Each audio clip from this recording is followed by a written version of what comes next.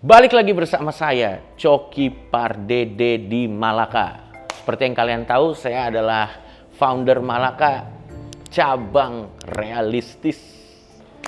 Kali ini kita akan bahas sebuah topik yang cukup menarik. Kita sebagai manusia, otak kita itu pasti suka sama yang namanya idealisme. Tapi kalian pernah tahu nggak, kalau kita menggunakan idealisme sebagai satu standar mutlak, kita bisa jatuh ke dalam situasi yang namanya nirvana fallacy. Apa itu nirvana fallacy? Kita bakal bahas.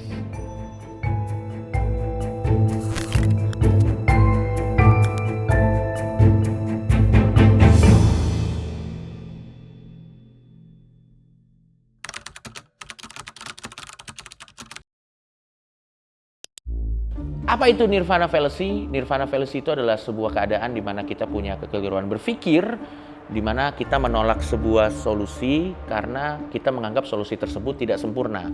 Kita membandingkannya dengan sebuah solusi utopis yang sempurna atau yang tidak realistis, dan biasanya yang tidak realistis ini solusinya juga nggak ada gitu. Yang mana menurut gue ini agak berbahaya karena seperti yang kita tahu, kesempurnaan itu kan cuma milik Andra and the Backbone ya. Kau begitu sempurna. Ketuaan gak sih jokes gue? Pada tahu gak sih Andra and the Backbone? Hah? Pada tahu gak sih Andra and the Backbone? Dan menurut gue ini bahaya banget ya teman-teman. Kenapa? Karena ini membuat masalah yang seharusnya tadinya tidak ada, jadi ada.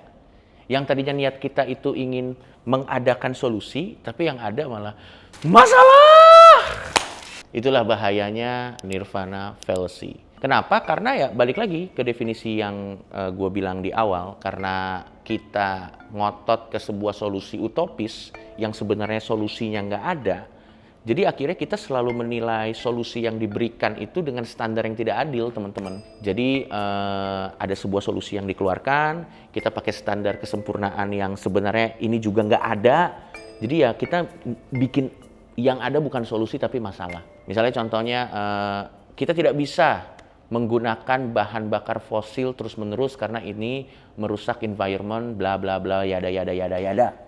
Dan akhirnya solusi yang muncul adalah, oke, kita pakai mobil tenaga listrik. Nah, tapi akhirnya ada orang nih yang tiba-tiba datang. Tapi mobil tenaga listrik itu kan baterainya pakai batu bara. Batu bara itu kan juga merusak lingkungan. Solusinya pakai mobil terbang. Goblok! Itulah bahayanya nirvana fallacy. Karena sudah diberikan solusi, tapi dia mencari solusi utopis yang sebenarnya tidak ada gitu. Yang mana sebenarnya dalam proses menjadi ada, itu memerlukan waktu. Dan nggak mungkin dari mulai, kalau misalnya gue ambil contoh yang tadi, dari mulai kita misalnya menggunakan fossil fuel menuju ke apa yang kita inginkan, itu bisa langsung terjadi saat ini, tuh nggak mungkin. Dan akhirnya yang terjadi apa? Karena terjadi perdebatan apakah mobil terbang ini ada atau tidak ada, yang terjadi adalah kita tidak kemana-mana. Fossil fuel tetap dipakai, mobil listrik juga kita juga akhirnya nggak punya gitu.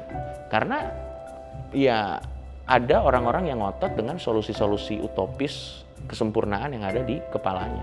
Nah, balik lagi ke contoh yang gue bilang tadi, biasanya banyak orang mempermasalahkan menggunakan listrik yang ada saat ini karena itu masih listrik kotor. Maksudnya listrik kotor ya karena masih pakai batu bara, bukan listrik bersih gitu. Tapi once again kan transisi dari listrik kotor menjadi listrik besi itu kan, bersih itu kan butuh uang ya teman-teman ya. Dan karena sepemahaman saya sampai saat ini kita tidak punya manusia yang bisa menghasilkan listrik, atau tidak ada pembangkit listrik tenaga belut listrik, kan tidak ada ya teman-teman. Jadi pasti tentunya kita harus pelan-pelan. Misalnya let's say kita masih awalnya pakai batu bara dulu, sampai nanti jumlah uangnya sudah cukup, baru kita bisa transisi ke listrik yang lebih bersih gitu. Jadi ya kalau kita ngotot di nirvana fallacy di awal, akhirnya ya kita nggak kemana-mana.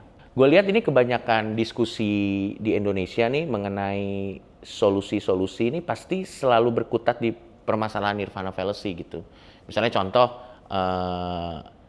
orang yang mau mendapatkan bantuan sosial lebih baik jangan beranak dulu, atau boleh beranak tapi di jumlah yang masuk akal gitu. Tapi ditolak gitu. Pada akhirnya anak-anak ini kemana gitu. Ada institusi-institusi tertentu yang mengatakan, tapi harusnya yang dilarang tuh bukan hak untuk bereproduksi. Harusnya yang dibenerin adalah sistemnya. Waduh, kalau institusinya yang ngomong begitu juga mau nggak memberikan beasiswa kepada 11 anak yang ada di Jawa Barat itu? Saya rasa juga pasti tidak mau memberikan beasiswa. Ada juga yang mengatakan bahwa tapi di PBB hak asasi untuk beranak itu dilindungi. Tapi PBB ke Sukabumi nggak makan cilok, nah, susah juga. Tidak melihat kenyataan, tidak melihat kenyataan yang di depan mata gitu. Atau misalnya contoh mengenai makan bergizi gratis gitu, dengan segala ketidaksempurnaannya. Let's say itu sudah berjalan, tapi ada sebagian yang keracunan, sampai akhirnya ini ada yang keracunan. Mendingan gak usah lah dibikin kalau ada yang keracunan. Iya. Memang yang keracunan jadi nggak keracunan lagi. Tapi yang tadinya kenyang jadi lapar dong karena solusi Anda. Nah inilah yang membuat kita akhirnya jadi nggak kemana-mana teman-teman. Karena kita selalu terjebak di yang namanya nirvana fallacy ini. Menurut gua idealisme tuh baik, tapi kalau kita menggunakan idealisme untuk standar mutlak dalam mengomentari sebuah solusi, pada akhirnya kita hanya akan membenarkan status quo yang sudah ada dari awal. Jadi perubahannya tidak terjadi, kitanya capek, dan nggak ada yang dimenangkan dari nirvana fallacy ini. Sebelum Anda menuduh saya buzzer KDM atau buzzer pemerintah, gue harus disclaimer dulu. Gue mau bilang bahwa gue paham bahwa pada akhirnya memang kritik itu tidak harus solutif. Tapi ada baiknya saat kita ingin mengkritik sebuah bidang yang kita kritisi, kita udah paham literasinya. Sehingga ketimbang kita terjebak dalam diskusi yang tidak bisa menghasilkan sesuatu, atau diskusi yang cuma mencari celah satu sama lain, atau nirvana fallacy tadi, kita bisa menghasilkan sesuatu yang berguna untuk semuanya gitu. Karena hidup ini bukan hitam dan putih, bukan 0 dan 100. Ada somewhere in between-nya, teman-teman. Jadi itu mungkin salah satu solusi yang bisa gue berikan kepada kita semua, gue terutama juga ya. Ini gue juga kadang masih juga terjebak di nirvana fallacy, supaya kita tidak terjebak di situasi yang gue sebut tadi. Nah, harapan saya sebagai Malaka founder realistis, adalah supaya kita bisa membedakan mana kritik yang mengerti substansi dan mana kritik yang asbun, teman-teman.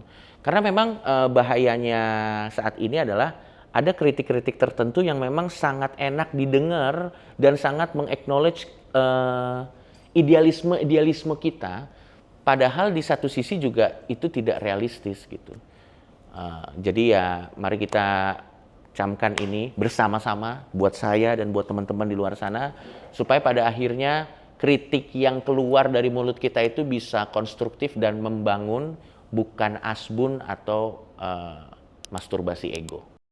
Oke, jadi menurut gue kesimpulannya adalah ya gue tetap sepakat bahwa pada akhirnya kritik juga nggak harus solutif, betul juga. Tapi di satu sisi kita juga harus menyeimbangkannya dengan kritik yang realistis gitu, supaya kita tidak terjebak dalam situasi yang namanya nirvana fallacy. Apakah Anda nirvana fallacy? Jangan dijawab, dirasakan saja. Sampai ketemu lagi di konten selanjutnya.